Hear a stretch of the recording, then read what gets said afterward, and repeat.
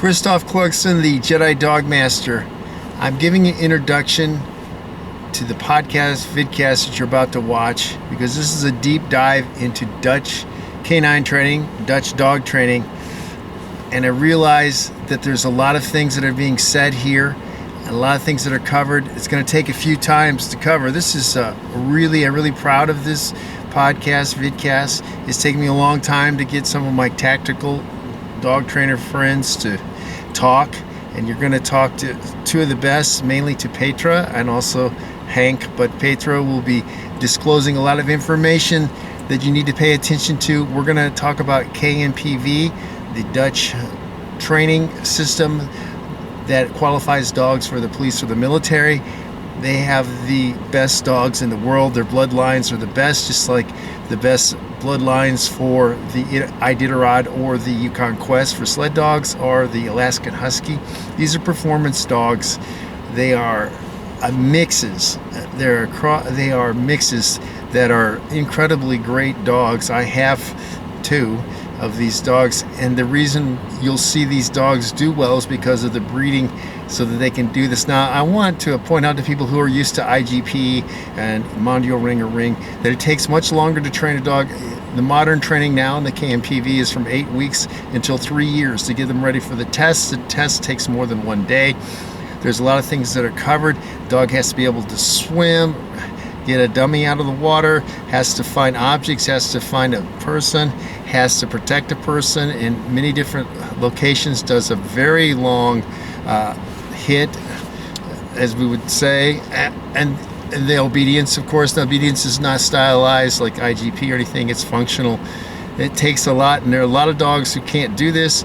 Just for an example, German Shepherds are rarely ever making it anymore. 2022, I think there are only 2 dogs that qualified, that got certified. Now, once they get certified, they have a national competition each year. Now, Petra came in 3rd a couple of years ago. An incredible performance. It's incredibly good training. So you're going to hear a lot of things here. I want you to pay attention. Now, the KNPV has been training since 1907, so that's almost 120 years.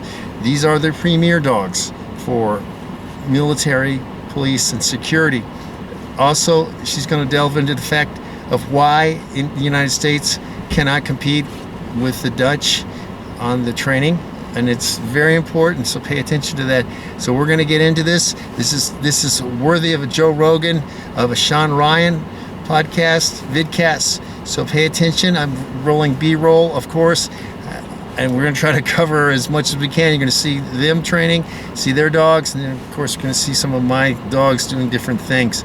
But this is a rare opportunity to talk to people who are actually high up in the KNPV, who produce dogs. They also produce and sell dogs to the Department of Defense for the United States as part of their business.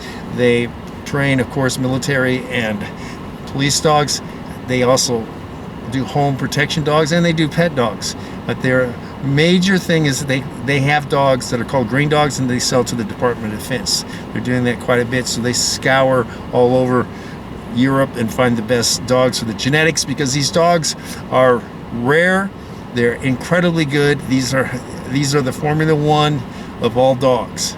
So let's get into it. I am very lucky to, this time we have a very, very good dog trainer, and also another dog trainer. This is Petra, and also Hank is here sometimes. I think he might have gone to the pub or something. I don't know.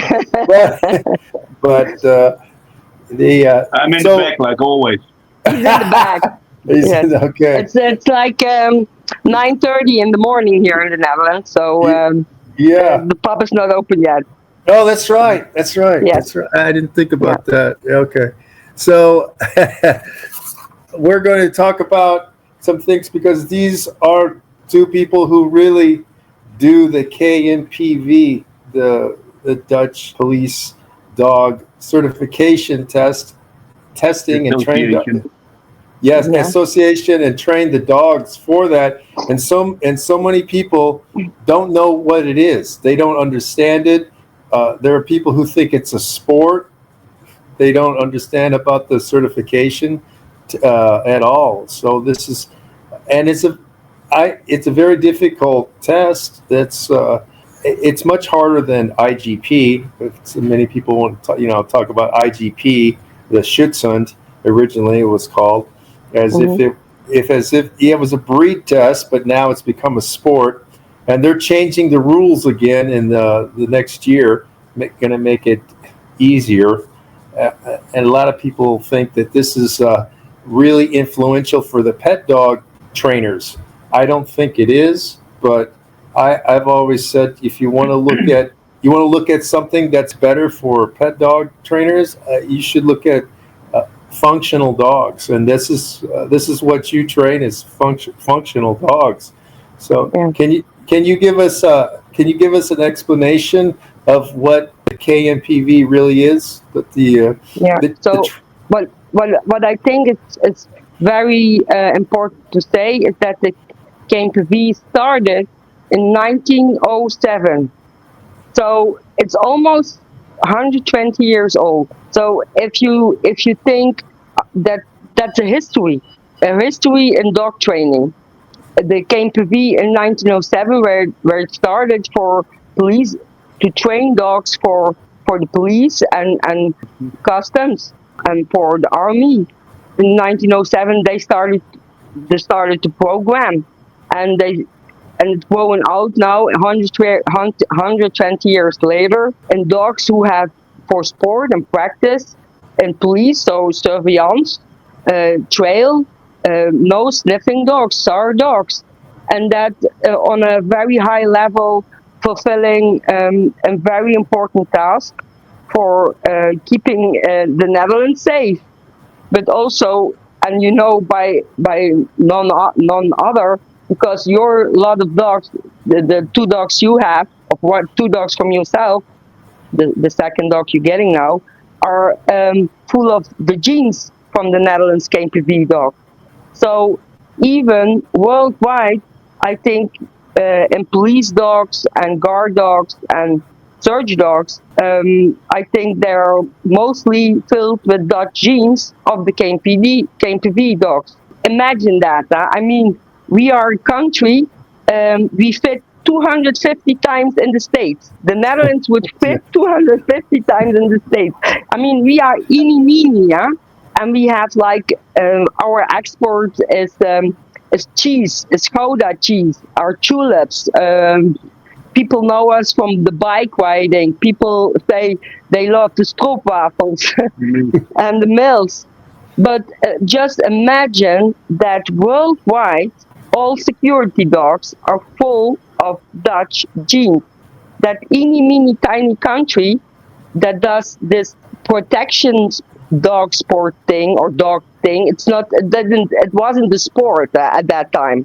Now people do it also by sport, but still the Dutch police, they rely on the gene pool, the KNPV bring, and the security dog world all over the world. We still moving on this gene pool. I know from my time of being in the Netherlands that the Dutch are very good at some things. They're very good at kickboxing. they're very good with dogs, and they're also very good with farming. So and a lot of people don't know this. And it's a very small country, and that's why it's so funny to me when they say, no, they live a long way. They live a long way, and in Amsterdam, they tell you they live down by the Belgian border. It's not that far. Yes. It's not that far. I mean, I think the Netherlands is even smaller as the state of New York. Because you're very logical people. You're very logical, and you take notes, and you and you make a progress. You make a plan, and you work on it. And something that I like, this is what. There's so many people now that that look at Malinois, and there's a fad about Malinois. Oh, the Malinois are these dogs that are great, and a lot of people get them who should not get them. They're not for family. They're not for family. Yeah. They are, and that's we always share pictures, and a big deal of how I train dogs, how we live in the house and on the facility, and how we interact with our dogs. And our youngest son is 14 years old, and you saw pictures of my KNPV PH1 dogs laying in his bed. So if you train them well, they have a switch. Really, a switch, like you put them on and you put them off. But in your training, they know the difference between being relaxed and being social, and this is my safe haven, or the switch from, okay, now I have to work. Now I'm gonna be there, and now I'm hanging in this leash, and I'm gonna defend what's important for me. And if you train well, you have you can have that. But again, which people are at that level in training that can bring that switch into a dog? Yeah. Well, you're an expert, so that's different. Yeah. Thank you. You and I'm no, it's true. So Petra's one of the best trainers I know, and she's done incredible things. You look at the videos she's doing, and we'll talk about when she had number 3 dog, and that was such a hard year too, a very difficult year, because the dogs were so close on the scoring. But as you say, but the normal person, this is the problem. It's like a normal person cannot have a Formula One car. It's the same thing. And what I was going to say is the KNPV dogs. People say, oh, they're Dutch Shepherds, they're Malinois. No, they're mixed. They're mixes. They're mixed because they're just trying to be the best dog. It's the same with the sled dogs. The best sled dogs are called Alaskan. But they are going to be bred. Yeah, just for that, just for that, and they're called Alaskan Huskies. And there's no purebred Alaskan Huskies, just like there is no purebred KNPV dogs. Yeah. You know their parents because you have you have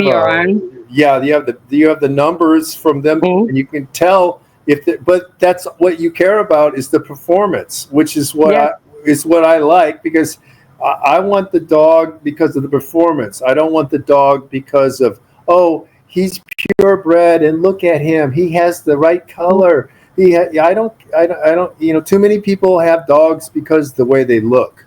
I mean, they get the dog how he looks and they don't. But they can't do what you can do, and that's why. Tell us about the training. How the training is for how you start, or Hank. How does Hank? I know you guys switch dogs. You switch dogs. I think there is like the last, what do you think, 10 years? There's Hank. There's a switch in ways of training and how people, for sure, like the last 10 years, there's a switch in how people train the KNPV dogs.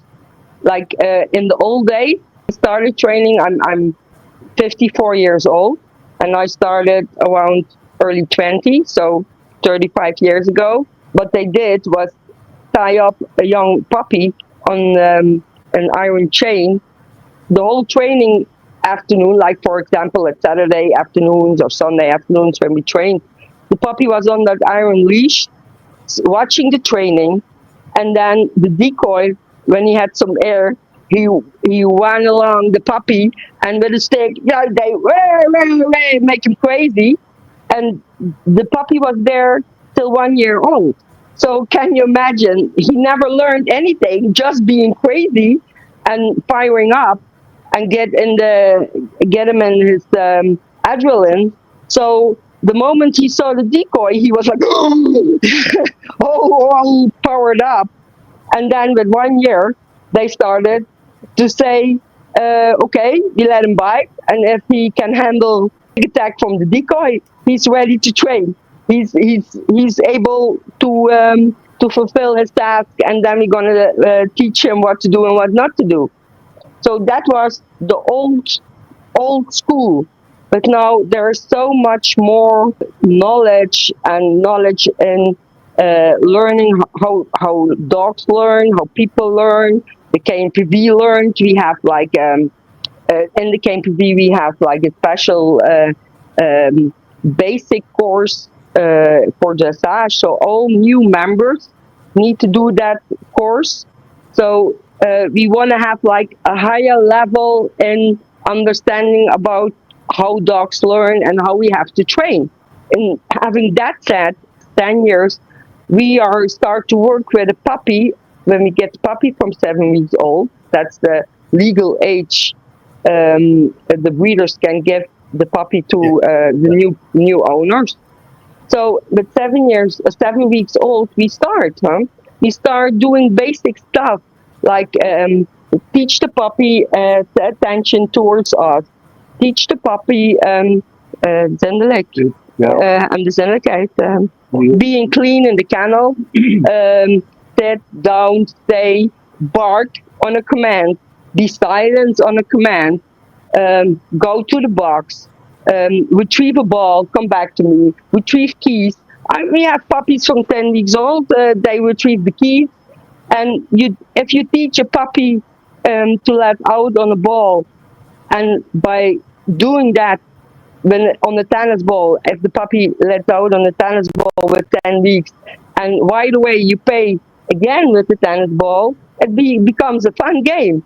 And then you have like a ball on a rope, and you start, playing fetch. Let him grab the ball, let it out, pay again, and then you have like a little bite dog. And with 4 months, your puppy is biting out and guarding. I mean, what are you talking about? I have puppies with 4 months, like on the counter in the kitchen. The puppy sits in front of me. I say, go in the back. I give my hand signal for bark, and he's barking and sitting behind my back. That's the basic of mangevieren. It's the same as going to the box. Have a little puppy from 10 weeks old. He loves to go in the box because you're going to feed him on the box. And then you add the barking to it. Then you have a puppy from 10, 12 weeks old doing already bakgevieren, the basics. So if you, in 1 year old, you teach the puppy the out, the basics of gevieren, the obedience, the biting up on your bicep, biting your triceps, biting your calves, and everything is playful because you're going to teach the puppy the word no and like a correction. But if you correct the puppy of 12 weeks because he's grabbing your jeans and you say no, he already knows so much. You don't have to do that if he's older than 1 year. You can hardly call it a correction. Yeah, and even a puppy from 12 weeks. I mean, if he grabs your jeans and you push him away, you say no. It's nothing. It's not like a real correction, but for the puppy, you'll teach him something. And if you bring that in the whole line of your training, then a dog from 1 year, 1.5 years, understands the concept of no or what is supposed to do. So from 7 weeks till 1 year, you teach them the basics of our program. Then from 1 year to 2 years, you explore the distance. You make the level harder and harder and harder. For example, you teach the puppy on a young age to do mangevieren. And then you do it on civil, and then you bring in the decoy. And of course, the decoy brings in levels of drive from the dog because he knows the decoy is something to bite and they love it. So you can also play then, as long as you have him on the long leash, like for a moving decoy in the mangevieren, and that teach him at that moment, because you still have him on the long leash, like a young dog, that he's not supposed to bite. If a decoy puts on, makes it suit better again, because in the woods, in the mangevieren, he's not allowed to bite in our training. And then if you from 1 year to 2 years, you make the distance bigger, but you already teach the dog not to bite, to bark. So you just expand the behavior, and then from 2 years till you trial the dog, you make it waterproof. You teach him not to make mistakes, or you teach him just you lure the dog into mistakes, and then you can correct the behavior, reward the good behavior, and you have like a bomb-proof exercise. That's with the training. When do you start the swimming? When do you start the dog? When the weather is nice. What? Yeah. Nice. When the weather is nice, Hank said. Yeah. With 10 weeks if you want. Yeah. What we do is to have dogs that don't like, they get the stomach wet, the post wet, okay, but the stomach wet, that's a whole other level. So we are happy to have a lake in front of the house, and in the summer I put on my bathing suit and take the bike and drive to the lake, have like my sandals, and I walk into the water and start playing the ball in the water, like with a yellow ball, like that floats on the water, and I throw the ball a little bit further, and you have dogs that start to like the water and go into the water. It's like a conditioning exercise, to get a more better breathing, huh? But also that they start to listen into the water, because if they have to, when I say sit in the water, and they think, huh, sitting in the water. But when it's water is like this high, a dog can sit in it. And I say stay. I throw the ball, and I say fetch, retrieve, or apport. And they start to know they also have to obey in the water. And then you have a puppy from. Is that the most difficult thing? Is for the test is to teach the go into the water to get the dummy, to get No. I think the overall, what people who train KNPV is to have control over the drive. Oh. We train we breed KNPV dogs as old as the program is, so almost 120 years. So we have dogs with an engine of Porsche 911. I don't know how many horsepower it has, but say 350. Yeah. And then you have, here in the Netherlands, you have like for people who are not good on the legs, and are a little bit invalid, you have a 45-mile car, like it's like a moped with a hood on. And let's say a Labradoodle, it's the 45-mile little car. But the KNPV dog is the 350 horsepower dog. To control that drive, that's the hardest thing. If you can control the drive, you can control the dog, and you can do everything with him. Explain to people about the actual PH1 test, because it's very long and very, very difficult. Yeah. There are a lot of exercises that are hard, For example, the rivieren, that's in the wood. In the woods, there's a wooden box, like a double briefcase, huh? And the judge puts that in the woods. You're gonna send the dog into the woods all by itself with no leash, and he has like 7 minutes time to find the box and to bark it. And on that bark, because you hear the bark, you know which direction you have to walk, and then you're gonna fetch your dog together with the judge, in the trial. But that's the only exercise all over the world in all police dog programs that the dog has to do exercise all by itself for a period of time, like that. This is 7 minutes, and keep committed to the task. So we send the dog into the woods, and by God's grace, hopefully he finds it. Of course, you trained it, but in no program there's such an exercise as this. There are a lot of things where this exercise can have failure, huh? Like deer, rabbit, dog thinks, okay, I really need to pee and poop. I'm gonna give myself a break. Just fool around and get playful. So that's a hard exercise. To teach the dog to be committed to the task all by itself. And I think that's a hard exercise. The exercise of the guarding of the back, the exercise you put the object guard that the dog lays on the object. The decoy passes by, then the decoy tries to grab the bag or the object, and then the dog is allowed to bite. The decoy retrieves, and the dog has to let out by itself and go back on the back. So without being, it's a lot of discipline. Yeah, it's a lot of discipline. It's like letting out by itself, giving the guard up. We always train in guarding the decoy, but now we have to leave the decoy and go back to a stupid thing laying on the ground.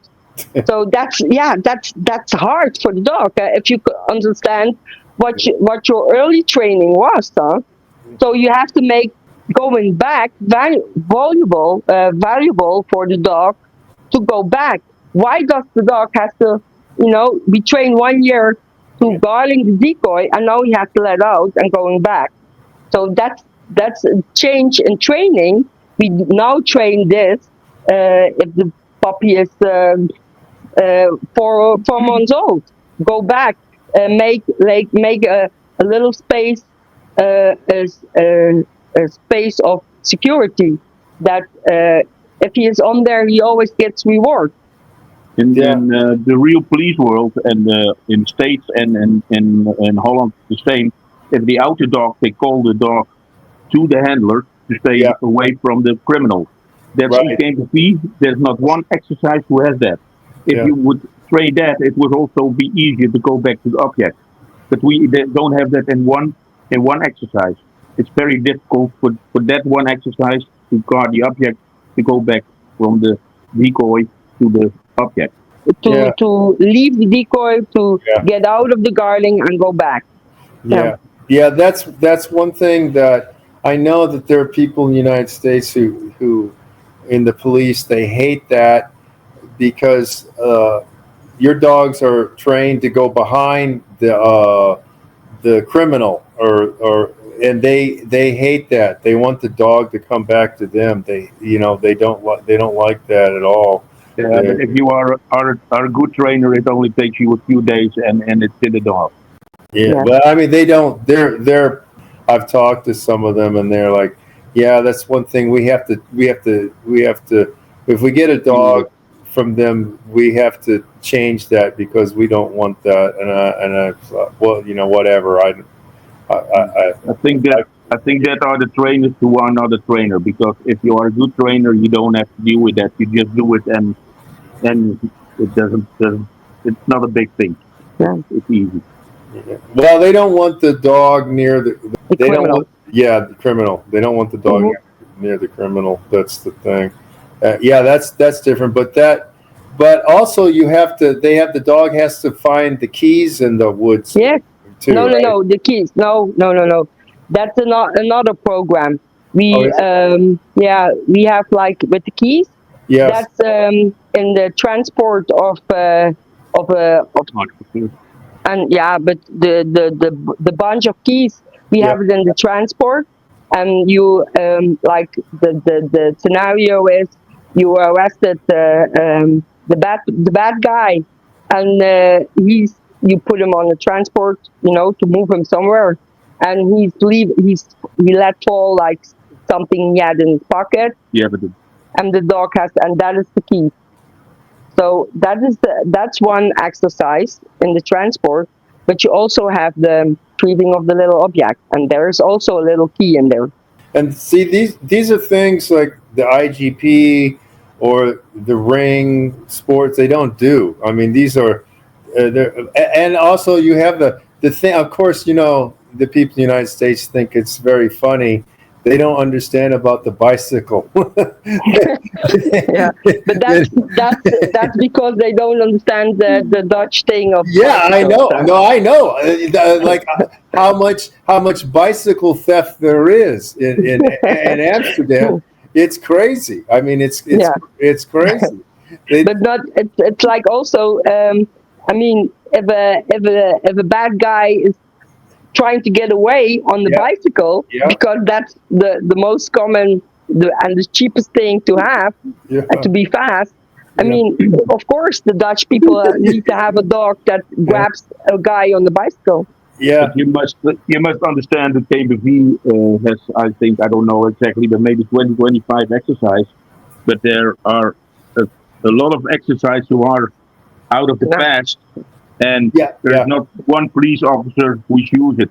That's the same as the object guard, the guarding the object. There's not one police guy who's putting in the mall his dog down in a yeah, down position and put an object with him. I mean, yeah, they don't use it, but that's yeah, that's the same with a lot of things, and there are some parts they are useless for police, but yeah, it brings training, it brings yep, pressure, yeah, obedience, everything. So yeah, it's nice to keep it in, but for some for the most police parts and things they are useless. yeah. yeah, But yeah, if you look in the history of the program, um, uh, the Rivieren, the object guard, the searching for the little object, the stick attack, the recall. It's it's now the our police, the real police, like the Dutch police, doesn't also the K9 officers don't have this in their own program, but keeping these exercises in the in our program makes that we can value and keep these genes in there. You need a dog who can handle the stick attack. yeah, You yeah, need a yeah, dog who has drive enough to get the little objects, still be under control. You need to teach the dog to brake and to handle the 350 horsepower yeah, engine that's in there. I was working for 10, 15 years in the military security with the dog, and we bought at that time we bought title dogs, but the certificate for the military security was very easy. You can do the free and transport 2 meter behind the decoy, out them on 1 meter, no starch, no I may bite with the man revere, things like that. But that means that after a year, you were totally out of control over the whole dog because you didn't train anything anymore. So that's, yeah, I yeah. think also it's wise to keep the guarding the object and things like that in the program to keep the training and keep the obedience on the dog. Yeah. Yeah. And Well, with that, also the selection. Yes. You yeah, yeah, know, yeah, yeah, yeah. How far is the long attack? How many meters is the long attack? That's like the lane is 80 meters. yeah, So the lane is 80 meters, and the moment, so from end of the lane into the field, decoy is turning around. I would say like 30 meters into the field, and he has to turn around and walks into the upcoming dog. So you really get like decoy yeah. and Boom. dog coming up, and then they come together. So I think it's on a distance from 110 meters. I see some of videos from Hank with his with one of his dogs Egg, already egg. doing yeah Oh already. yeah, egg is now he's now trying to. I Uh, want to train now, you mean? The one I train now, you mean? Or old videos on Yeah, well, YouTube? no, well, no, I was going to say, but you have some very good examples of this. Is yes, yeah, what I mean. You have some very good examples. You have some dogs hitting very hard. You have Yes. some, yeah, very hard. Yeah, there's one video on YouTube where one of our dogs at the club it's in the winter, and the guy is the dog does the attack on the leg, And the guy, probably you have seen it, like, yes, he flips like that, like, wow. From our club. Yeah, that's one of our club. Yes. Yeah. So and that's one, that bloodline is also in our dogs. There's some very famous dogs that in there that everyone tries to find the grandson so from that Yeah. They have to be with us. yeah. We have the grandson from that dog. We even have some last semen. Oh really? Yeah. Oh yeah. Yeah. Yeah. From that particular dog. Yes. We're looking Yeah. for a super female to breed for the last time with that male. Oh, Yes. that's something else we can talk about too, because your business is to supply dogs for everybody. I mean, for the police and the military and anti-poaching people also, right? You do this around the world, right? Everybody, around the world. So this is and how many personal dogs do you have though? Right. I mean, how many dogs do you have that are your dog, personal dog, keep dog? At this moment, we have like at our house we have 3 dogs. So the Egg, that's the dog where Hank is working with. Fons, that's the dog where I'm working with, and then we have a little pup. Yes, that is. Hanky called him Hanky, but I'm not. I don't like the name, so we are still discussing this item. And but he's 12 weeks old, and he's really. We'll see who needs him at that time. Yes, he's a little diamond. He's really good. Yes, we like him. That's good. And how many dogs do you have in the facility? That are available for people. If you know, between 20 and 40. Okay. Yeah, because if okay, so for people watching, if you want to find a dog that you need a dog with this type of genetics, with the very good drive and the very good everything. Hank drives around all of Europe, and he finds the good dog, tests the dogs. These are all green dogs, which means about a 1 year old, right? Is that what? Yeah, most of them. Some trained dogs, IGP or the foundation of IGP. Yeah. Because in East Europe they don't have KNPV, but they do some healing down, things like that, and out. Yeah. But it's not really fancy, but some beginning training of IGP. Yeah. They're the dogs with the right genetics, though. It's one. Yeah. And they're also, I think worldwide. I'm not talking about the German Shepherds. Most of them come out of Germany, like everybody knows. Yes. But the Malinois and the Malinois mixed German Shepherd, there's not. I don't think you can find one without KNPV genes. Yeah, it's true. Yes, it's so into the working dogs. That's. And would you say that for the German Shepherds now it's Czech and Slovakia, right? That's the best. Yes, but I think in the beginning they also come from Germany. I think that's why it's the German Shepherds. Right. But they've been changed, though. I mean. And in that time with the old border from the communism, there are really good German Shepherds at that moment. Yeah. And they still have that lines, and now it's 4, 5, 6 generations further. You can't find them and see them anymore. But there is also in that genes that and that was at that time. I remember that time that when I started, I think I bought the first generation of the second generation. They were all dogs. If they never saw a sleep, they bite right away. They all had they were really crazy on metal pipes. They crush it almost. I mean, that was type of dog that was really good. And now still they have it in the genes over there. Only the only thing, and that's what I think is going wrong in the East Europe, they breed with the dogs and they only look to the drives and the potential, but they don't see and they don't breed with the end product. So if they have a dog with enormous bite work and crazy ball drive, they don't train the dog. They sell them to us. But before that dog goes, they breed with the males. They breed him 5, 6, 7, 8 times, eight, 8 times, and then they sell them to us. But when we sell them to the States, or we start training with them, and they put them in one time, they put them on a choke chain or anything like that, and the dogs are flat on the ground. So and they're never exposed to any pressure. Yeah. But they already bred that dog for 3, 5, 4, 5 times, and I think there it goes wrong.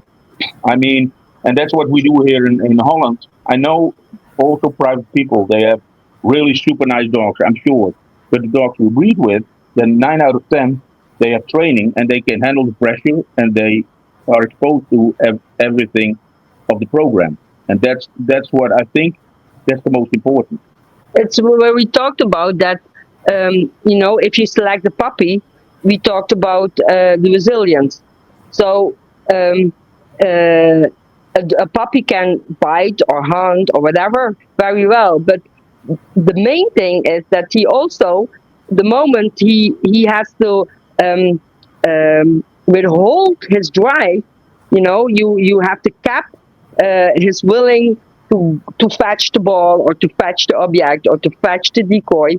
That's also resilience, and that's also important in the quality of the dog. So if the East European people don't train the dog into a program, we train, like, for example, the recall. In the recall, it's important that the dog has to go, but also committed to the chase, but also comes back. So that's a lot of drive capping, how the American people say it. But that's also a part of quality of the dog. It's not only the going; it's also the coming back. If he's able to listen. That's I think that's also the risk of making the program too easy.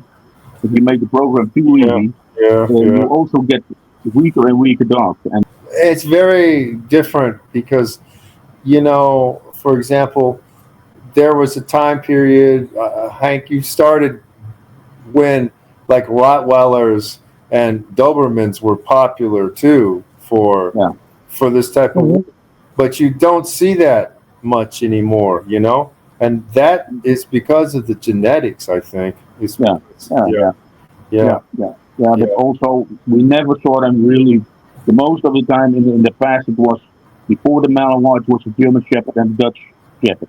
And they were already for a long time, and then the Malinois came in, and also for years already. But the Rottweilers and Doberman, here and there you see some on the trials, but it is maybe 1 or 2 a year. For example, here in Holland, it's not much. Yeah. Well, the Dobermans, they used to be, like, if you go back to the 1970s, there were some very good Dobermans in the 1970s. Yeah, but I never saw them in KNPV. Yeah.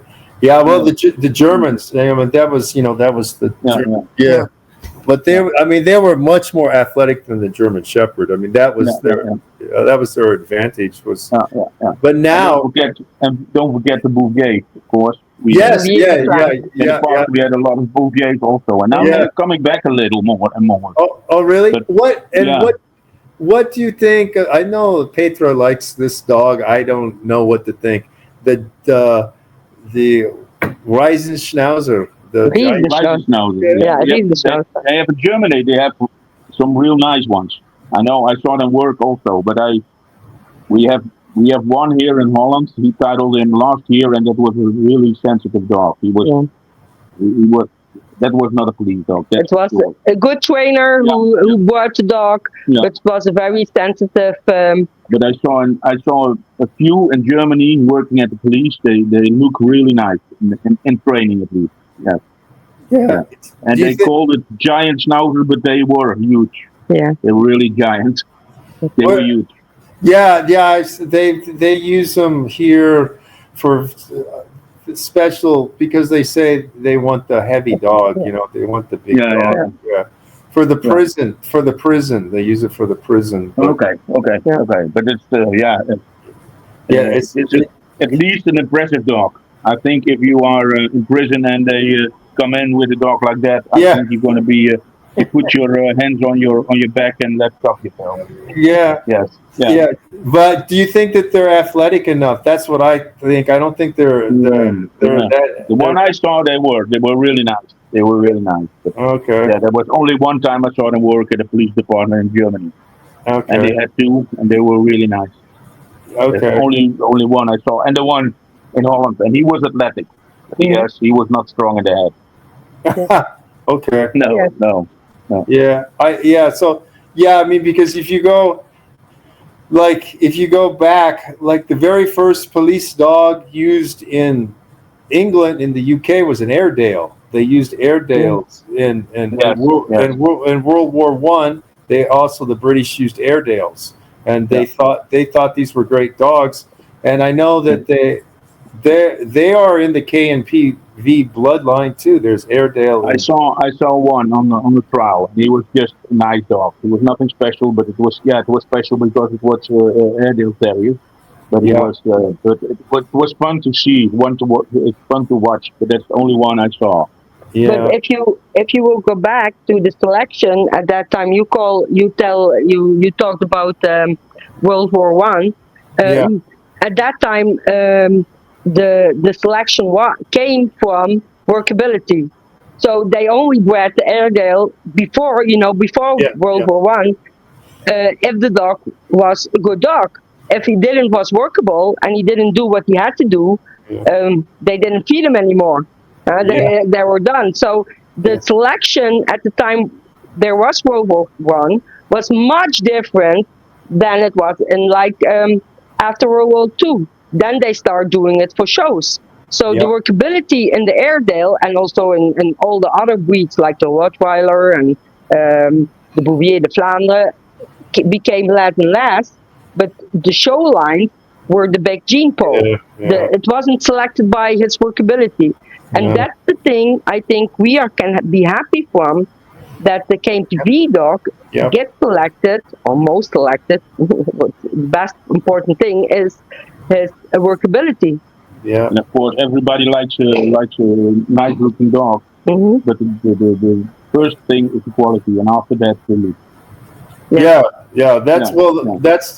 That's when you start breeding the dog for looks, you ruin dogs. You ruin every dog. Yeah. You can look at the Collie, the German Shepherd, the Great Dane, all these dogs. I mean, the original German Shepherd was a great dog, but now it's horrible. I mean, the U.S. version is horrible. It's just you talk about, it's just garbage. You know, they're like, oh, I want that dog, but I don't want him to bark. I don't want him to. I don't want him to. It's you don't then get tropical fish. Get tropical fish. Yeah. You can or canaries. But and I think all of the people and all of the breeders here is we have two quality dogs, the same quality, and the one has flapping ears and is yellow, and another one is nice red with a black head. It's not so difficult. You take the one with the black head and the ears up. That's normal.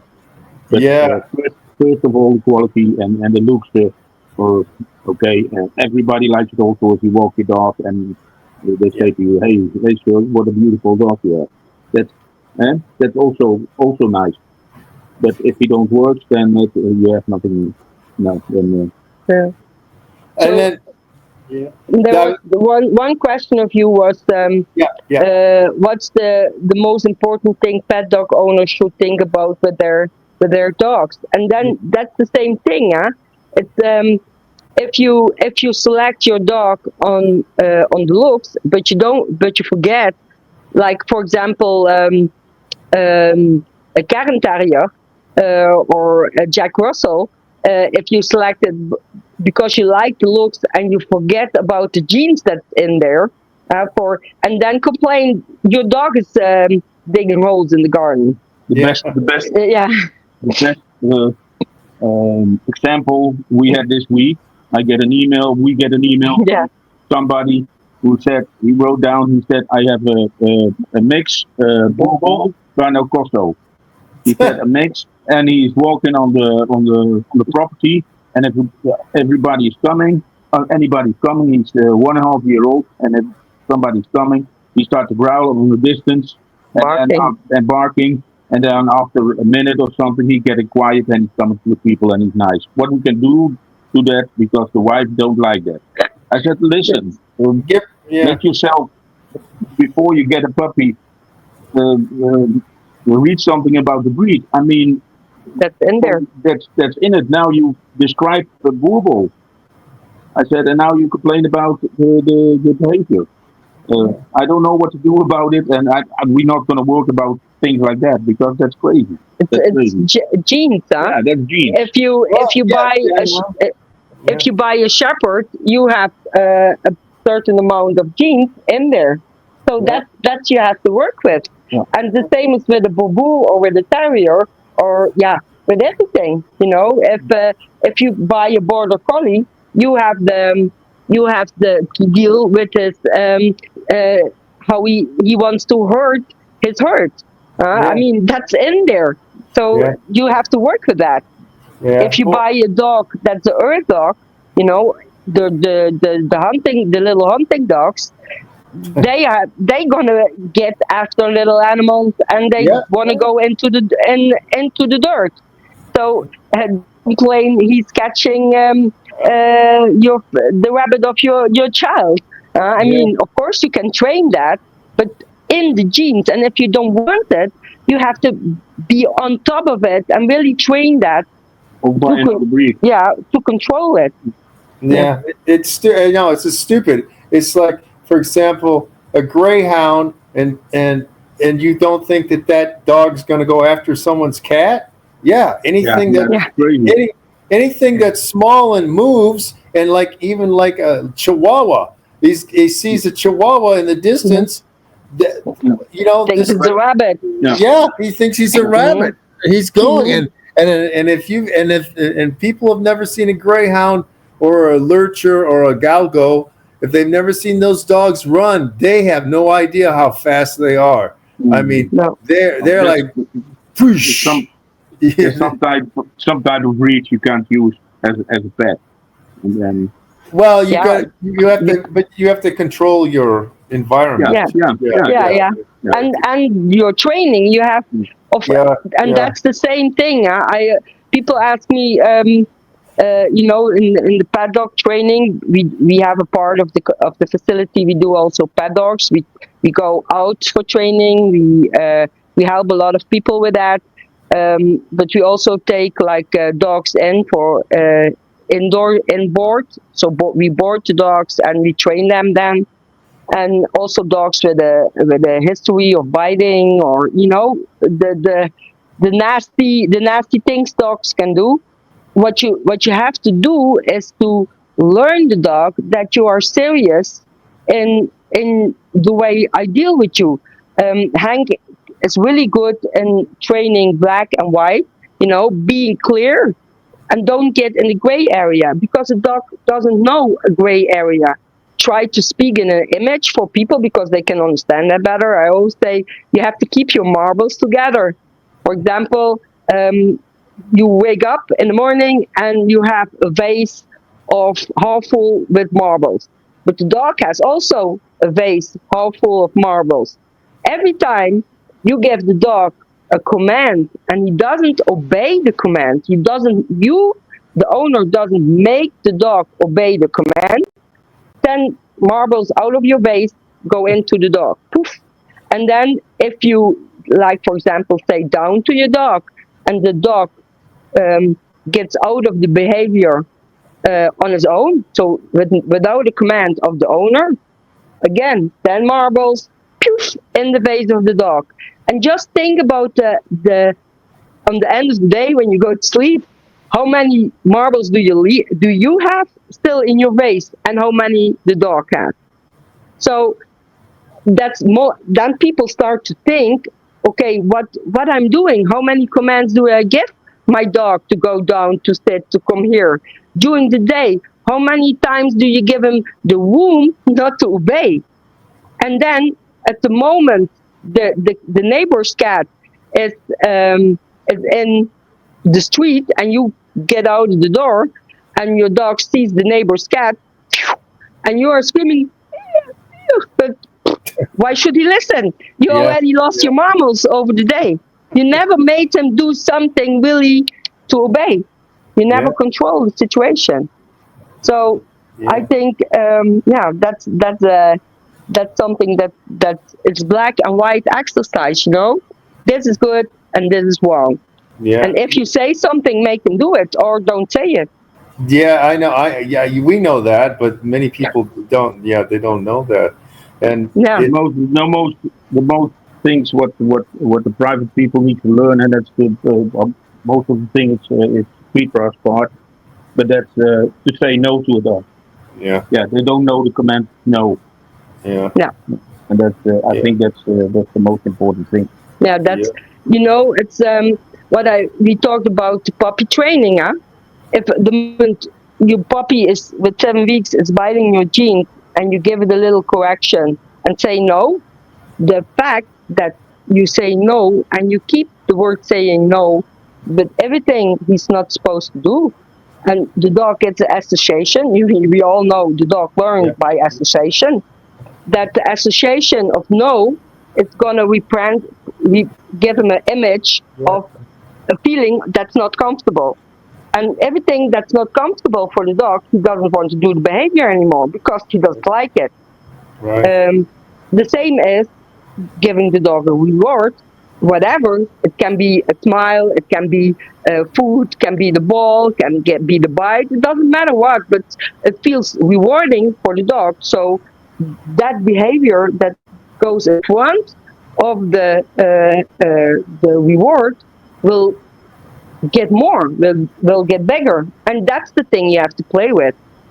Right. And also, so even if the dog, like in the KNPV, if the dog knows the word of no, nee, we say nee in Dutch, and you see he wants to bite or he wants to do behavior that's not allowed. For example, he wants to take the leg because the decoy stumbles a little bit or whatever, and you say nee, and he leaves the bite because he knows the word nee, and you don't have to punish that. He already has the word, the negative word, in his mind. So that if you know that, that's such an easy way of training. Yeah. Well, let's talk about your big competition where you came in number 3, and how were you? Were you nervous? How were you? Yeah. Hank said next time you get invited to the championships, I move out for 6 weeks. I'm gonna stay in a hotel. Oh, really? Yeah. And I'm not joking. Oh, well, it's very nerve wracking, very anxiety. Yes. I can understand. I've been there 3 times in the nationals, but I'm totally different. And of course I'm a little nervous, but he is really over the top. I really, it's a good combination. Hank and I, we are a good combination. He's keeping me, I would, if the dog would make a mistake, I would react on it. And Hank would say, just leave it, just wait, see next training. Maybe it was just a mistake. The dog can make a mistake too, huh? So, and that kept me calm. That kept me going and not making. And sometimes if you react right away on it, you're making a problem instead of solving it. Yeah. So and the competition with Donder in the championships, I still had all my points till the recall. I lost my point in the recall, and that was the only failure he had in the whole day.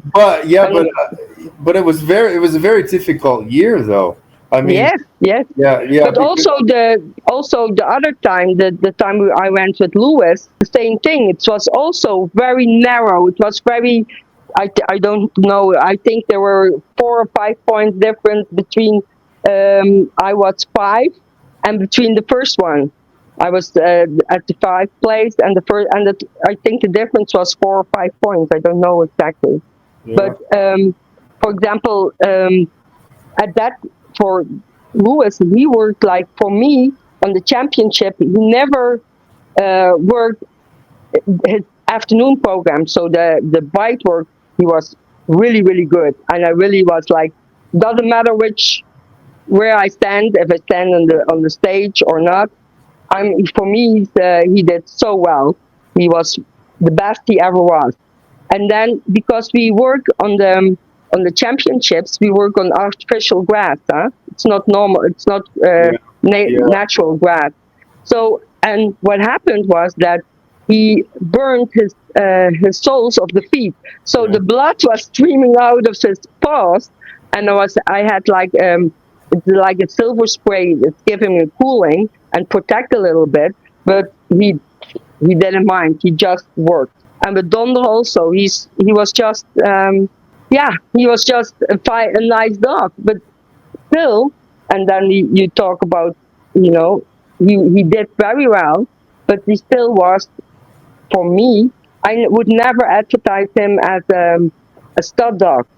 He worked very well, and he's very trainable. And he went to the Dutch police and he grabbed some criminals. And but it was I would never advertise that dog as a stud. He was a good dog. He was a good working dog, but there is a difference between a good working dog and a stud dog.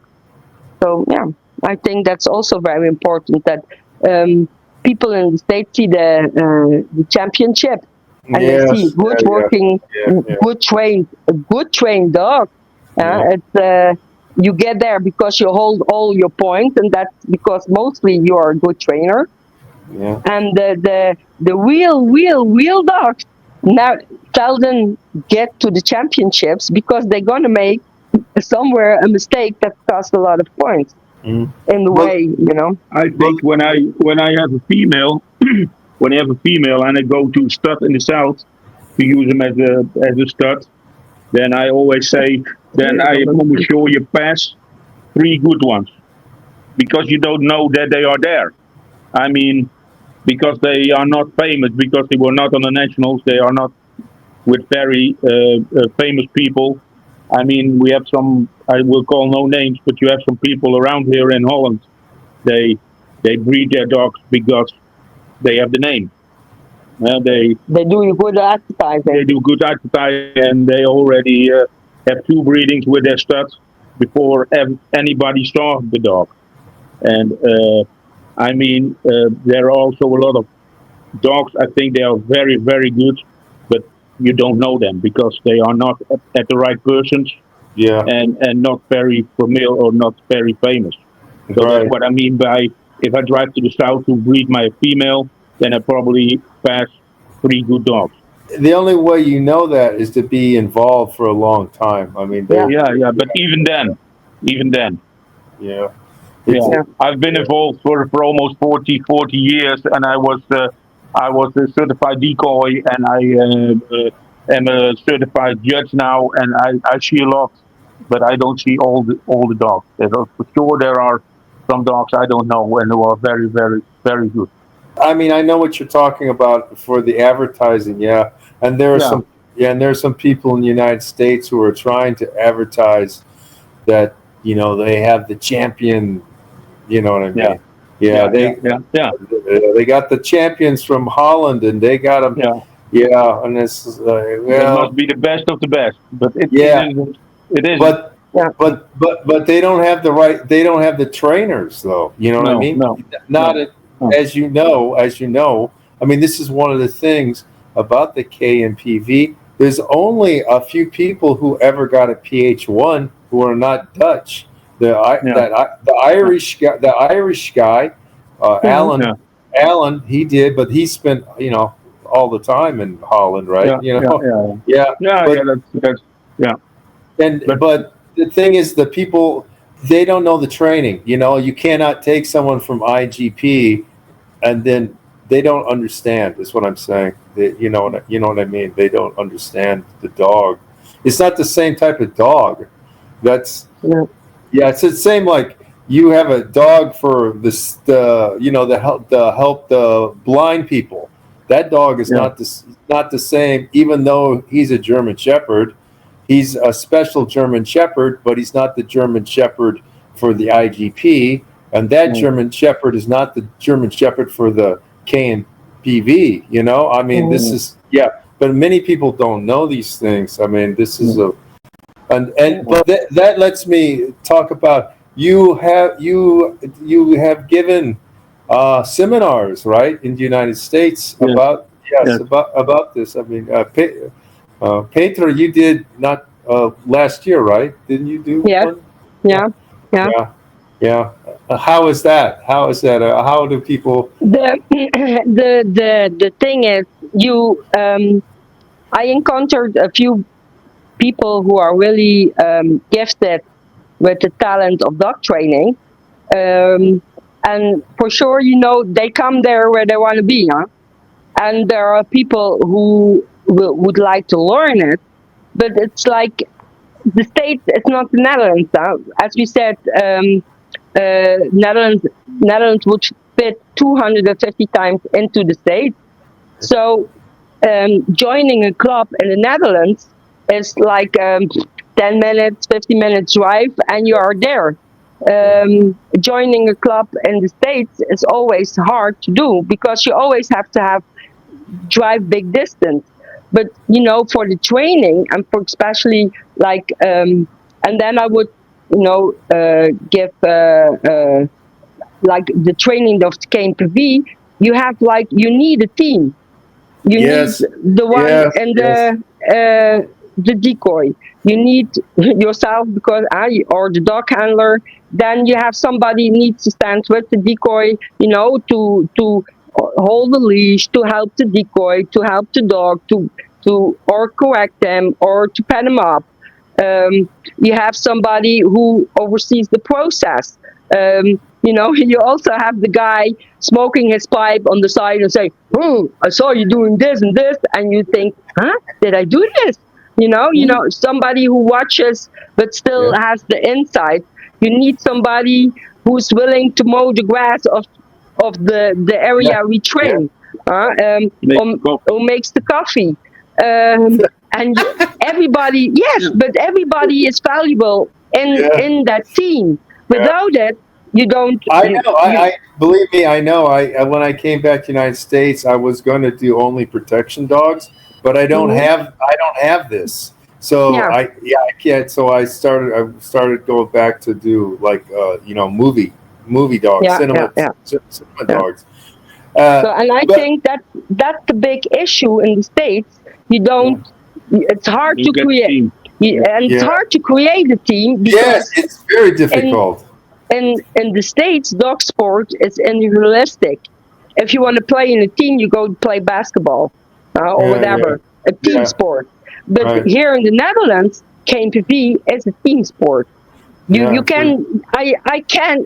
I'm not able, even with the knowledge and the years of experience we have, to title my dog on my own. It's not doable. You need the team. I always know when you talk about the team and everything, and I see a video and I see some guy start walking on the field. That's Hank. I always, I always see Hank, and then especially when he's coming up to get the dog is biting, doing the bite, and then the hold and stuff, and I see somebody walking.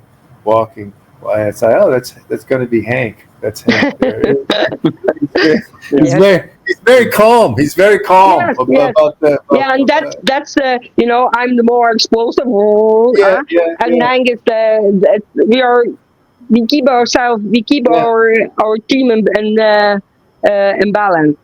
And so the thing I encounter is that's hard to create a team because people who train dogs are not, their mindset is not on being a team, because that's not how it works in the States. And then, things, you must think, when I started, or Hank started at a young age doing KNPV. So when I was 25 and I was in the KNPV, there were guys at our club where I was who were 75. So they had like 50 years of experience, and all the good and the bad came in my backpack. So and now I'm like 35 years doing dog training. So just think about my experience in my backpack. Then, if you would relate it to the States, and you think at the age of 25, I'm going to start dog training, it's almost like inventing the wheel by yourself. Because where is the 75-year-old guy or lady who giving you all the information they have and share it with you? Yeah. And then if we come 1 week for a seminar and help the people, and you can really see, believe in, that something happens.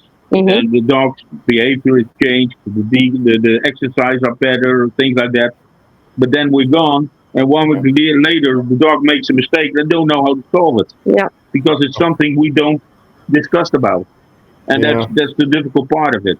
And yeah, of course, every time you get wiser and wiser, but it's hard to bring the knowledge and bring the training in 1 week over in somebody else. Yeah. You have to. Yeah, This is the problem. I mean, and for me, even to try to find helpers, aggressors, or decoys, whatever you want to call them, it's very difficult. It's for me, and that's the thing. I was telling Pedro, I said, there's so many men so scared of they're supposed to be tough guys, fighters, and they won't put it in. Pedro's like, I put on the suit every day. I said, I know you do it, but I show them your picture, and I said, what? Look at her, she's doing it, and you're scared. It's just very. Some people are very strange. I was like, I'll teach you how to use the sleeve. You're okay. You'll be okay. But there's so many people scared of this, and because they don't understand the dog. If we worked so many puppies up to a level where they can go into the world and defend a police guy. You see that you work from playfulness, and you get up till biting the suit, but still this is play. It's of course you can make the dog angry and more serious, but in fact the whole how you build up bite work is not over aggressiveness or angriness. You play with the engine of the dog, with the drive of the dog and the willingness, and all starts just like when the dog were wild dogs and catching a prey. If you start with a ladder or a little tuck, I always say this little tuck is your prey pigeon. You have to act like a pigeon. If a wild dog would catch a pigeon, the pigeon would say, "Okay, I'm dead now," but he isn't. So maybe the bite of the dog would release because it doesn't move anymore. And the moment he releases, the pigeon thinks, "I'm gone." That's the play thing. That's the thing you learn the dog how to grab, how to hold on, how to get a full mouth, and you do it with a puppy of 8 weeks. This is what I have so many times. I argue with people, especially out of the States, because they think it's aggression of the dog. Yeah. But for me, a good dog, it is no aggression. I mean, it's play. You start, like Peter said, with a little dog, and then you go to sleep, and then you go to the suit and a hidden sleep and things like that. But still, the dogs, they bite because they like to bite. And then they mature. And That's why. And listen, I always say, if a dog bites you out of aggression, or a dog bites you because he likes it, there is no difference. The pain is the same. The pain is the same. And the dog who's doing it out of play, or is learned out of play, for me, he's more stable in the head than a dog who's biting out of aggression. Yeah, So fear. that's the reason. Yes, he has fear, and that's the reason why I like that type of dog.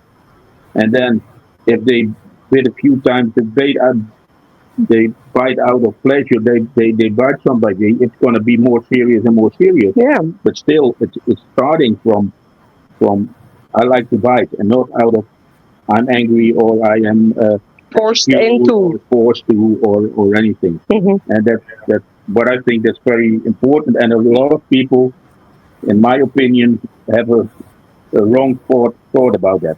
Yeah. So, and then you come back to your question. So, if people would know how the development of the bite is, they would see, okay, this is not aggression. It looks aggressive, and it's people who doesn't know anything about the whole training think, okay, I'm gonna step back, but in fact, it's the dog wanting to bite the sleeve is just a big game for the dog, and of course it can go wrong. But the same thing is with the ball. We always work with hard rubber balls on a rope, and sometimes you get, or a coworker mistakes, or you stumble or whatever, or the dog makes mistakes and he catches your hand or whatever, or you keep the ball to your belly and he takes your shirt. I mean, that are mistakes and they can happen. But still, it's not because the dog is aggressive. Maybe possessive towards the ball. He wants to have the ball, but not. It's just the game of having it and playing with the ball. And the same is with the bite work. The most bites I get is because of the detection. Yeah. Because you have to, the dog wants to have the ball, and somebody who's handling the dog makes a mistake or whatever, or is not fast enough, or you're not fast enough by yourself handling the ball. That can happen.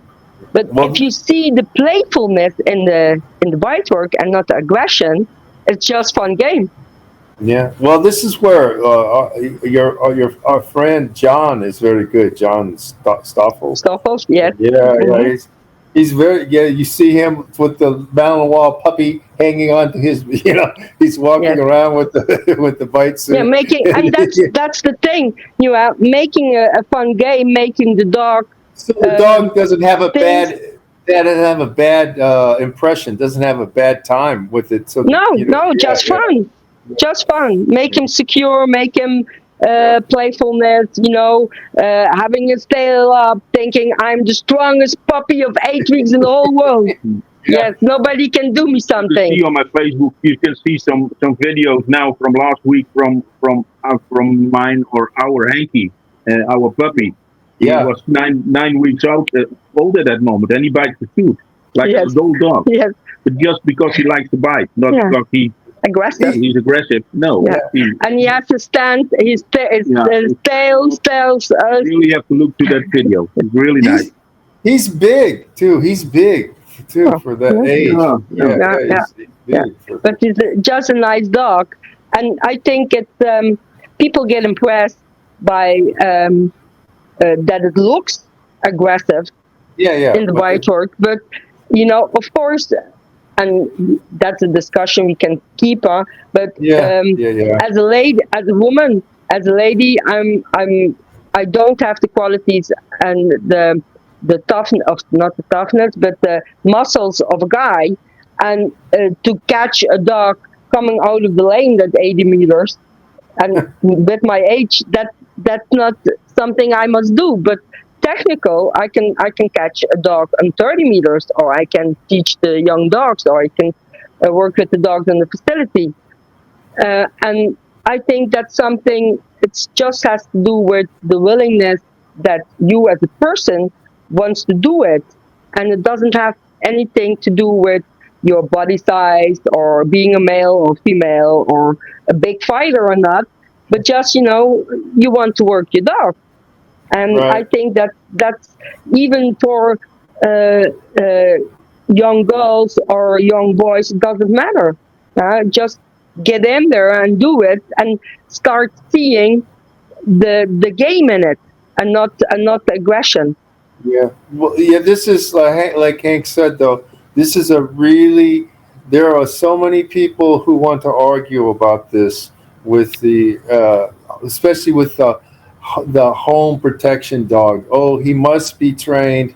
You must use him in fight drive or fear or whatever you want to put it. Defense. Like that when you put the dog on the table, right on the yeah, and where the dog has to bite because he has nowhere to go, right? Yeah. This type of training is like if the dog doesn't have that training, he's not real, and But it has. I like to argue with people like that. So then I tell my story, and if Yeah. they say no, no, then I said, okay, you're right, bye bye. Yeah. I'm not going to argue with people like that. Yeah, yeah, I know what I know, and yeah, I'm convinced about myself in the yeah, most ways, and leave it then. Yeah. But you yeah. also have to think, about the business side of the whole thing. If you have like 40 or 50 dogs and you have to take care of them, you want to have a social dog. I must be able to step into the kennel. I must be able to grab the dog. Of course, every dog has its own temperament and stuff like that. But if you have to overthink your actions, and or cannot rely on the dog or whatever, how are you gonna train and take care of the dog in the facility wise? That's like not doable. And the same is for the home protection dog. And I know we talked about it. I mean, you cannot ask from the dog that he is able to know in which situation he is allowed to bite, and in which situation it's a social situation. It's not doable.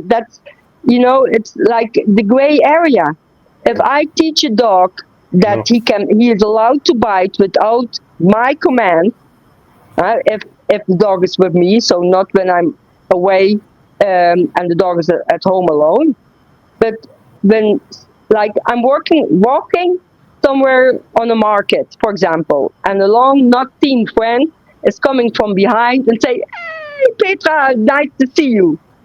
And I have my dog with me because everybody thinks, okay, if you have a dog and you walk over the market, you must have a social dog. But that would be a trained home protection dog, and I don't give a command, he's not allowed to bite. But if you think you have to put it under, I don't know, aggression, I don't know, and you just let the dog bite without that command, he would bite my long lost friend, and I can drive him to the hospital then. Yeah. So Well, I yeah, mean, I know, I understand. This is the same thing. I tell people, like, if you have a dog that will stop people from home invading, how do they know who the criminal is? Anybody who comes in is they're not supposed to be there. So yeah, I had to tell the fire department, trying to, "You do not go into that house. Do not go there without me, because yeah, my dog will see you as an invader, and he's going to go. I mean, because you know how when they get to the certain age, they go through their stages, and then mhm. they become Yeah, real. they become adult dogs, yes, Yeah, and yeah, they're gonna defend it. yeah, and they Hmm. become real assholes, right? Yeah, I mean, Yeah, they're yeah, gonna defend the house. yeah, I yeah, mean, yeah, and that's. But at the moment I'm at home, the dog doesn't have to defend the house because I'm no, gonna do it. yeah, yeah, yeah, And I say, okay, Hannah, go to your place, stay there. yeah, And the moment I'm not able to yeah, do this with the dog, I'm wrong, because I cannot invite people into my house, yeah, and my dog would sneak behind me and grab the person I invite. And that's something I don't want to. The dog has to be know that the moment I'm there, I'm I'm in charge. Yeah. When I'm not there, the dog is in charge. And then if invaders come, he may bite if he wants to.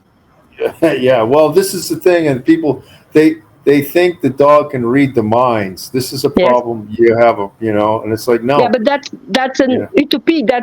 I always say at this moment the world suffers from the thinking of Walt Disney, the Walt Disney syndrome. Yeah. Walt Disney gives all animals a name and a character and like a thinking mind. But we forget dogs learn by association, not by thinking. Yeah. Well, this all these things, and we can talk to each other, and it's very easy for us to understand. But there's so many pet dog people who don't understand any of it, and there's a lot of people with the border collies who don't understand it. My dog is so high drive. Your dog doesn't bite. There's a difference between a drive dog that bites and a dog that has a high drive but doesn't bite. It's like they don't understand, So but these are in the pet dog world, if people call us for help, I always go. At first, I go to their household because I want to see the system where they live in. So, and I explain what we need to do because everybody lives differently. Your household is different than ours, and all over the world, every household is different. So, and then you have to see what's in the pet owner's system, family, household, has to be functional obedience. What is functional for some people? I mean, if you live in the city or suburb or in the woods, we all have then other functional idea of our dogs, and they have to like city dogs. They live in a very complicated situation than somebody living on a farm far away from all social gatherings. So you have to look from within to help the people and for sure help the dog, because the dog will respond however he will do. It's the little thing to fix. The people and how their mindset is, that's the big thing. And I take a lot of time with the intake. When I do the intake with the people, I put a lot of effort and put a lot of time in it to explain that A leads to B and B leads to C, and that you need, if you want to have outdoors and high obedience, that it starts indoors. Just, if I can open the front door and put the dog on his place and he stays there, so I can, people who visit me come in. If that's not possible indoors, why do you want to recall your dog when he's chasing a cat on the street? The same thing.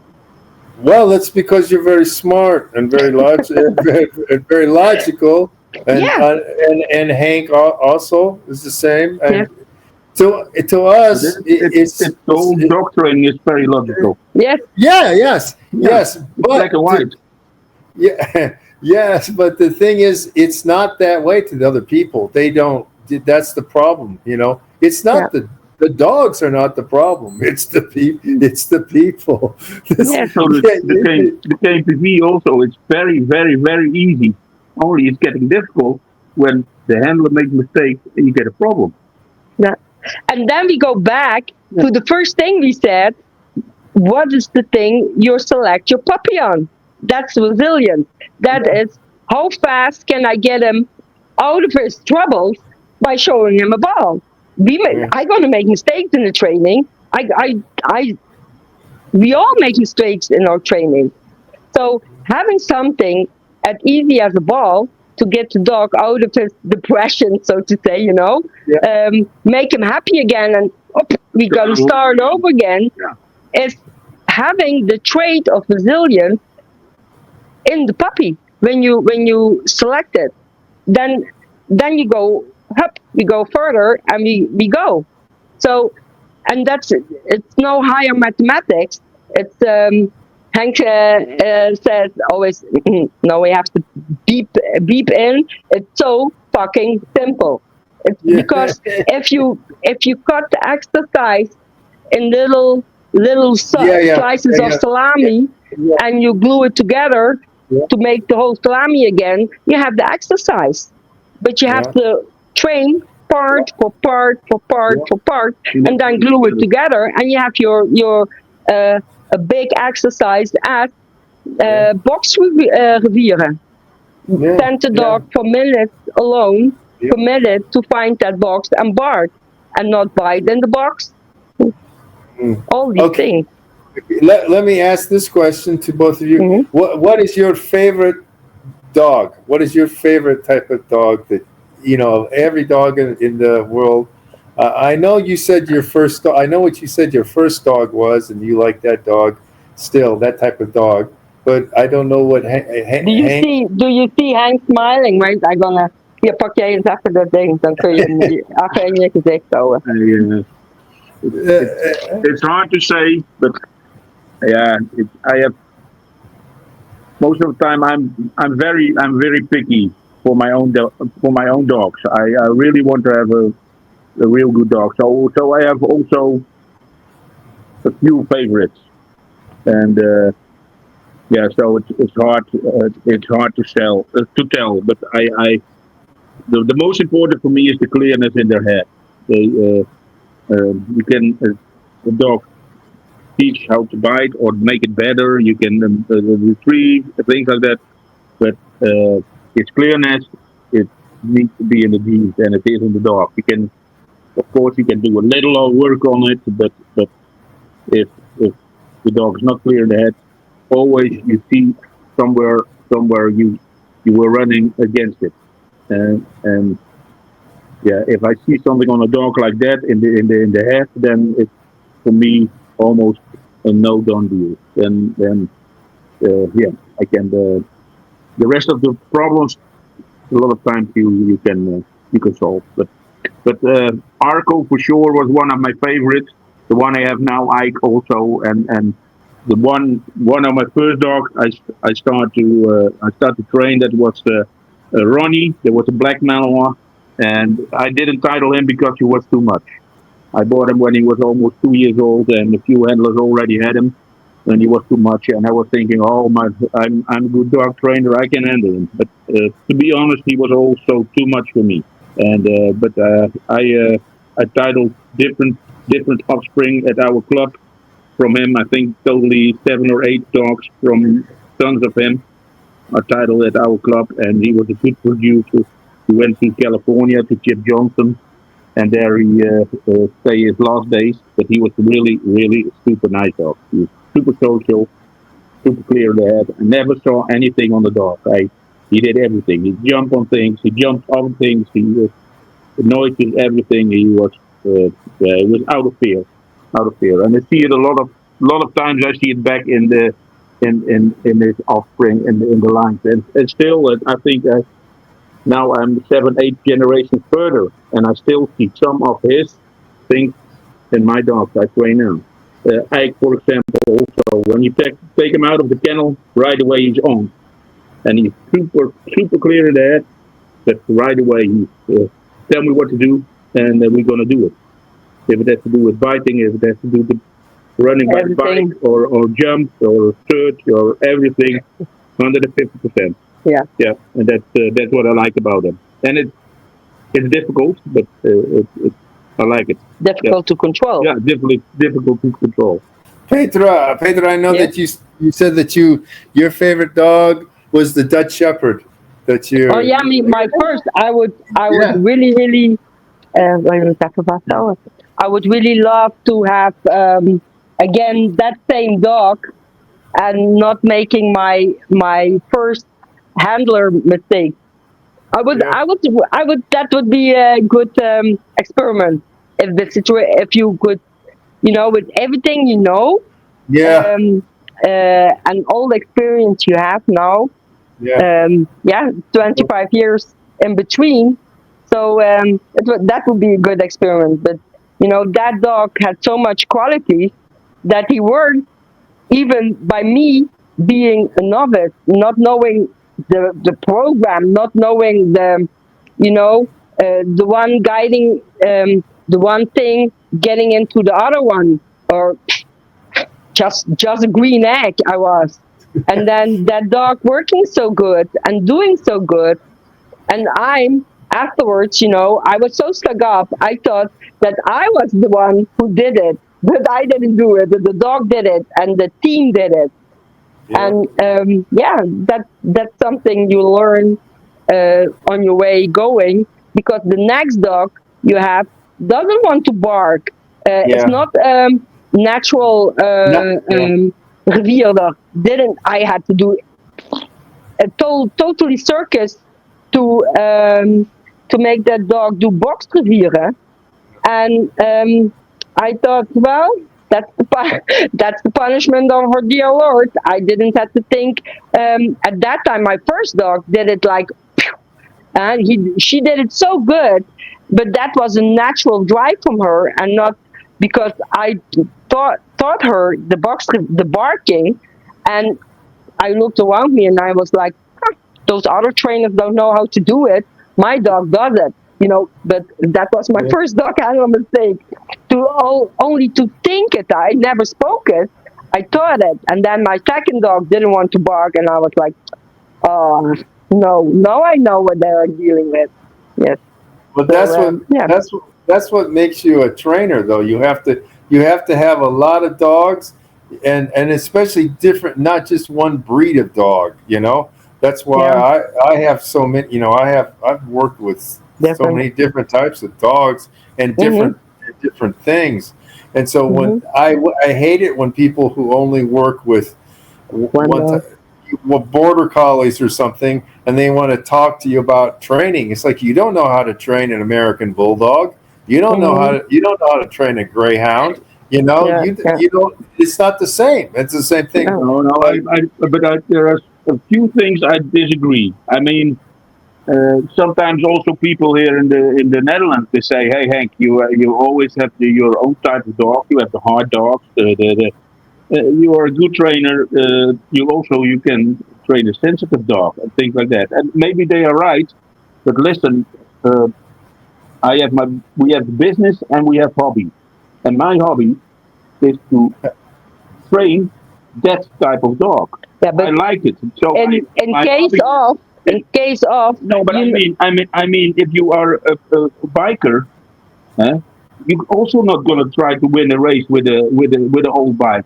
You also try yeah, to get the best yeah, because you yeah, want to be the best. yeah, Yes, yeah, but and yeah. also with the type of dogs, that's the type of dogs. That's my hobby to train that type of dogs. It doesn't mean that I don't can train the other dogs, but I don't want that because I don't like it. yeah, but in the facility you are Yeah, able yeah, you yeah, are of you course, are able to of course. train. Yeah, You take every dog, a yeah, sensitive dog, a yeah, Springer Yeah, yeah. Spaniel, or yeah, a Well, terrier, whatever. yeah, that's what I'm saying, though, is that you've got to be a real trainer. You've got to be able to do that. But Mhm. yeah. there's so many people who stick with one type of training, one type of dog, and Mm, they are not trainers to me. no, Yeah, Yeah, yeah, because but yeah, and that's the and in the whole training session, of the training world of training animals or training dogs, but just say training animals, it's the package of genes you have in front of you. If I need to have to train a dolphin, I have to look to the genes of the dolphin. If I train chicken, to yeah, improve yeah, my timing of the marking, then you have to think, okay, what's the chicken farm animal? Why are the eyes like this? What is in his why did he survive the attack of the birds? Because they fly away. Yeah. So when I gonna reward that chicken because he did, she did good. When I reward the hen, and she did good, I'm not going from above because then I fear the chicken. So you always have to withhold your back, use your brain, because we are the ones who have a brain and yeah, can yeah. Yeah, think about that. I'm not sure. I'm not sure. I'm not sure. I think Hank will agree with me. You met a lot of people who don't have the brain. You know, Yeah, you're right. yeah, they don't. They don't have the brain. I know. I get. Yeah. Well, I can talk about this all the time, and I will say something. I think you both will agree. You're not a dog trainer until you have 20 years. I don't think. Yeah, You know. yeah, yeah, yeah. I think you're learning. You can be learning, but until you hit 20 years, you haven't done enough, seen Yeah, enough, or yeah, yeah. or you know. Like for example, our youngest son, he's 14 years old, and he's helping in the kennel, and if we get private people, he supports me, giving me something, or luring the just be the one Yeah, who destroys the dog, by throwing the ball or something. And sometimes if I need to grab something, I give him the leash. And with his 14 years, he handles the dog like a pro. But that's because he just does the things he always saw with Hang and me. And then owners say, well, like for example, last we had a young German Shepherd, and you said, sit, plaats, huh? And the owner said, wow, he's even listening to you. He's better with you than with me, huh? But that's because he's just natural. He copies behavior.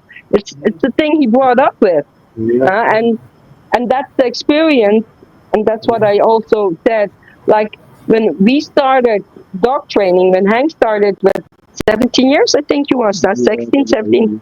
Yeah. So he's 62. How many years of experience does he has? 40 years that he has in his backpack, but also the experience of from the elderly members of the club, where when he started at 20, they teach them.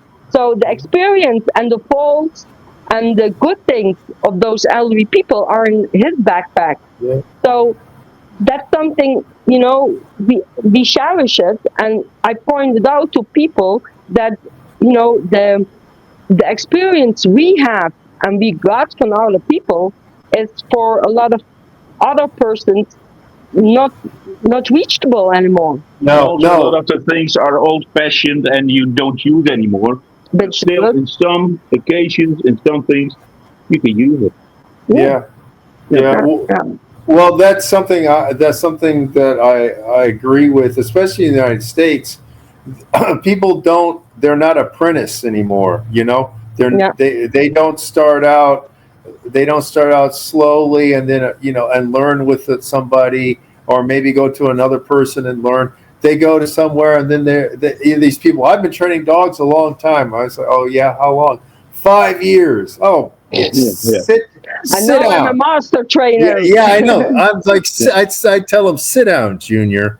Yes, yes, Just yes, sit down. You don't yeah, know anything. It's like, No. yeah, yeah, can you tell? It's like, tell me 6 ways to train a dog to sit or to down. It's like, if you don't know yeah. 6 different ways, you're not a trainer.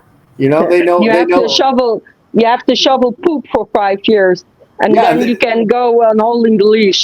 yeah, yeah. I mean, this is you have to pay your dues. I mean, Yeah, this is the way. And if you don't, and of course, it's better when you start if you're young. yeah, Like I started at 14. And I got really lucky that I had very famous mentors. mhm. But this isn't now. What I'm trying to tell people is, if you find somebody like Petra and Hank, you should try to learn from them. you should try to you No, should yeah, try to but there are also a few in the States. I call them cowboys. yeah, And I know some people in California, for example. I will call no names, but they want to pay a good price, and they buy the best dogs here in Holland. Title yeah, dogs, stray dogs, everything. And then they walk there in the States with a dog beside them, and they do their, or if they are the master trainer. But the only thing is what they do, maintenance. How do you call it, maintenance? Yeah. Oh no, maintenance the Maintenance bike.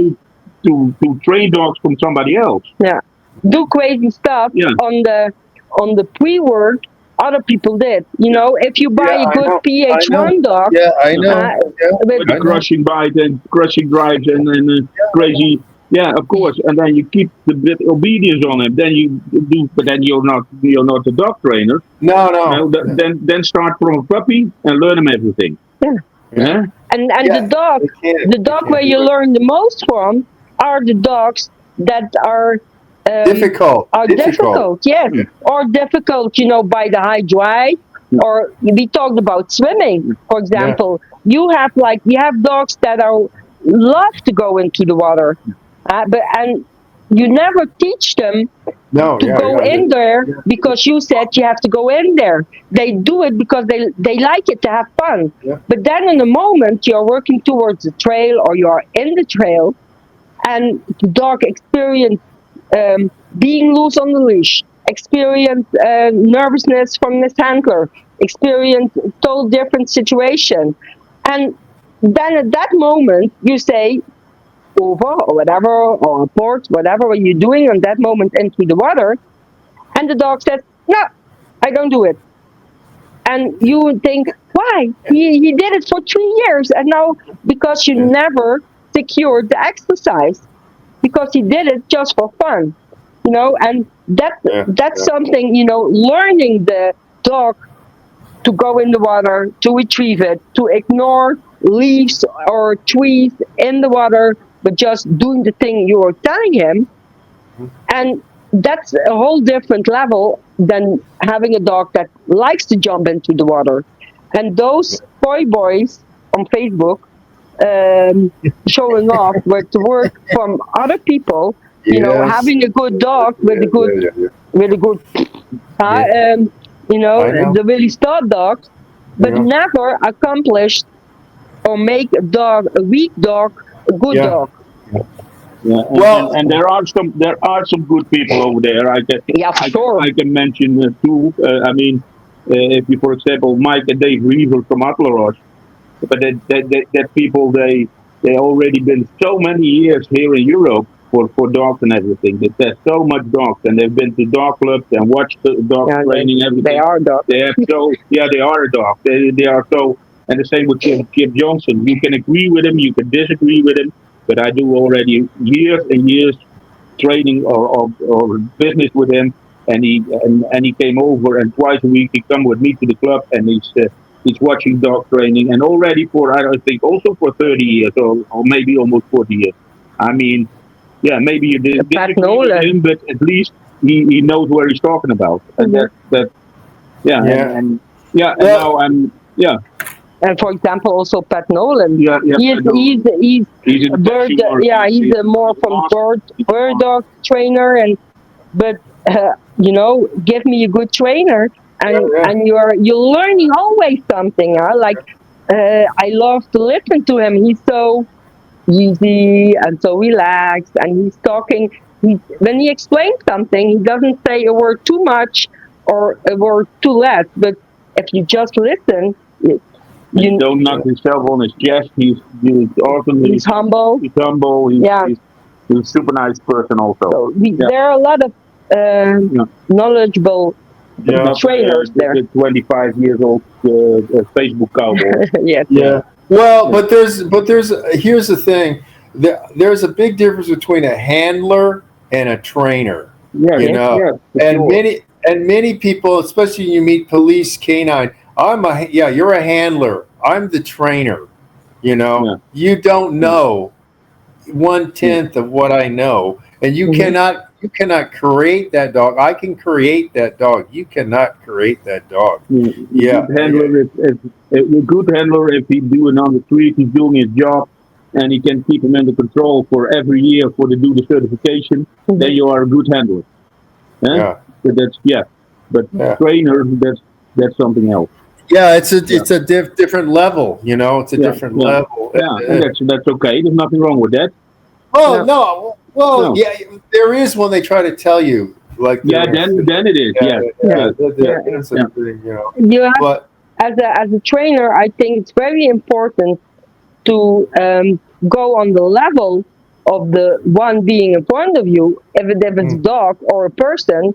But if I can go up to 350 miles an hour, but if my person in front of me is just 100-mile person, I have to go down and tell him in the 100-mile language how to do it, because I can speak up 350, but if the guy or the woman, the lady in front of me or the dog in front of me doesn't understand what I'm telling, my teaching is wrong. Yeah. So or they don't want to learn, because you and I have had. Then I'm done. Because you and I have had talks about about certain things, and like we talk about, hey, look at this person, look what they're doing, or this and that, and there's some famous people, and I mean, I don't know if I want to say the name. If you talk with each other, you don't have to agree always with each other. No. But what I'm saying is, we've talked to a famous guy, and he's a real jerk sometimes. Yeah. And I think Petra knows who I'm talking about now. And he's a good trainer, but he hasn't trained bite dogs. But he acts like it's no big difficulty. And it's like, you have never done it. You know what I mean? You've never done it, so you don't know. I mean, it's the same thing with people who don't train sled dogs. They don't know. Yeah. They don't know about sled. And I'll tell you something. Nobody knows dogs better than long distance sled people. No one. Yeah. Because no one knows them. Yeah. You asked me from that, but the good trainers in those totally different uses of dogs, that would be something for me. If I could peek in there, be a mouse and sitting there in the little jacket pocket of the jacket, and see their training, I would you always take something with you. I'm sure for me, if I would do it, it would be a mess. I think all the leashes were together in a big nut and everything. But I think because I know what a dog is, I will learn it quicker than somebody else. But you will. No, of course. Yeah. But I really would not know how to do it. No. And by seeing that training, you would pick up something. Yeah, that's in your own training. Yeah. Also with bird dogs, I saw bird dog training, and I learned the concept of sending my dog forwards. Yeah. I took that with me in my own training. Yeah. Casting. It's called casting in bird dog. Yeah. They send the dog out, and the dog will sweep left and right. And look. Yeah. Bird dog trainers advanced a lot of stuff. I mean, they started the e-collars. They're responsible for a lot of things. And with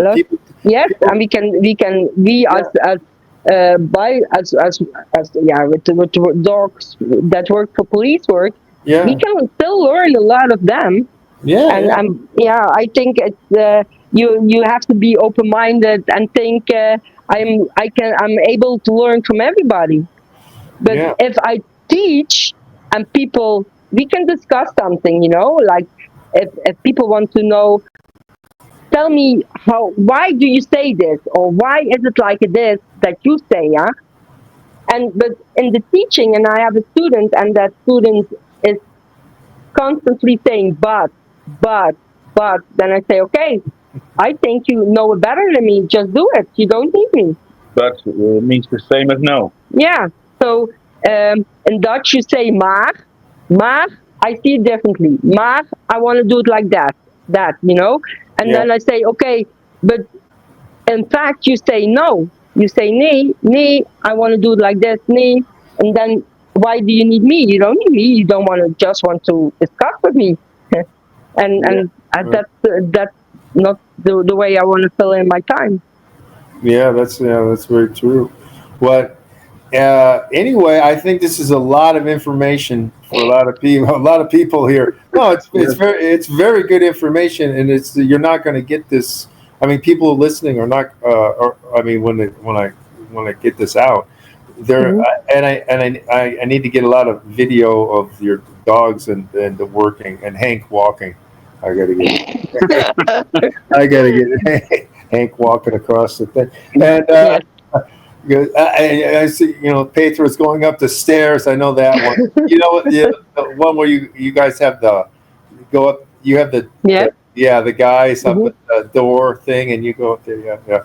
The that and those. I need to get a lot of that video. But anyway, what I'm saying is, it's just like it's so good to talk to people who know what they're talking about. it's so. And we are still learning day by day. Every day. Yeah, but I mean, it's such a pleasure to have people who are very good. Thank you. As you both are, as you know that Thank you. that you're still there, and you can be people. You can be a resource for people. They can buy dogs from you. They can get a dog trained by you. By the way, Petra told me to ask you, Hank, because I had somebody who was looking for an already trained dog. Do you have any already trained protection dogs at this? For police work? Oh, No. Okay. Home protection. We're working on a nice one now, but he needs another month, I think. Okay. Yeah. Okay, but I was asked by somebody. Yeah. That's the Dutch Shepherd I'm working with now. Oh, really? The most beautiful dog you can find, that's for sure. That's also important for us. Yeah. Like, for example, yesterday, like we have, like in our facility, we have different surfaces, so they learn to walk on slippery, but also like carpet, but also something like linoleum, and I then like sometimes you have to really scrub it because if a dog is bleeding or you have messy feet and stuff like that. Yeah. So it was so dirty, and I was like, okay, I have some time left, and I want to scrub it. But our son came from school, and I have the Dutch Shepherd, and we also have like an old-fashioned mattress on the iron bed, like really jumping. That dogs learn that they have to jump on a bed, and so the dog was laying on there with his ball, and I was scrubbing the floor, and my son went to lay with him, and they were just messing and fooling around. And I was like, this, if somebody could see what a switch is, and if you would switch him on that dog, he has a very, very hard bite. But just an adult dog fooling around on a bed with a 14-year-old boy and doing crazy stuff and laying above, and it's like, it was like wonderful to see. And that's something that's so important, I think, for being what Hank also said, a clear-headed dog, and that he is. Yeah. That's so wonderful. Yeah. Yeah. Okay. Really sensitive, but that's, I think, also good for private people. Yeah. They don't want to be. They want to have a hard dog. Yeah, he's reachable. Yeah. So, but you're still working on him in the fence and stuff. That's good. Now we working him in the master defense. Yeah. And I was somebody asked me, and they were asking about dogs, and I said, whatever, what do you want? And then I said, do you want an already trained dog? They said, yeah, that would be good. And so, of course, I want to, give business to people that I know before other people. So that's why. Really nice trained already. I only don't know what people expect from him to do the bite work, but he's healing between the audience by himself, off leash, and then sit down and stay, and in the house, clean in the kennel, in the house. Yeah. Social with people, and he bites nice. He out on the bite. Yeah. Sure. Yeah, I'll see that person again, like in a week or something. So So, but would it be possible for you, like if you would tell the dog to the states in your area, would it possible for you to overwatch training, because that's transfer. something that's done. That's the transformation from me to another handler. That's another owner. That's the important thing. Yeah. And if we sell home protection dogs to the states, you can. It's not able to do it. Right. Yeah. No, I can do that, but I just, this is the beginning stages. I don't know, that, but I'm just saying, I'd rather give you business than, you know what I'm saying? Thank you. Than I have to tell him that it might take Hank a little time to get there. You have to walk like Hank. You have to practice that. I can do it faster, but when I do it faster, then 9 out of 10 the dog knows there's something wrong. Yeah, that's what I was thinking. That was what I was thinking. Actually, the dog picks that up as a cue, like Yes. Sure. Yeah. It's like, now it's serious, right? Just behave. Yeah. Well, anyway, so thank you both, and You're welcome. It's been taking forever to get Petra to do this. I've been trying forever. I don't know what she thought I was going to do something bad. I will send you the bill. Well, I don't think I'll get it. Okay. Email address. Okay. Well, bye. Okay. Thank you, guys. I'll talk to you later. Okay. Yeah. Okay. Bye. Bye.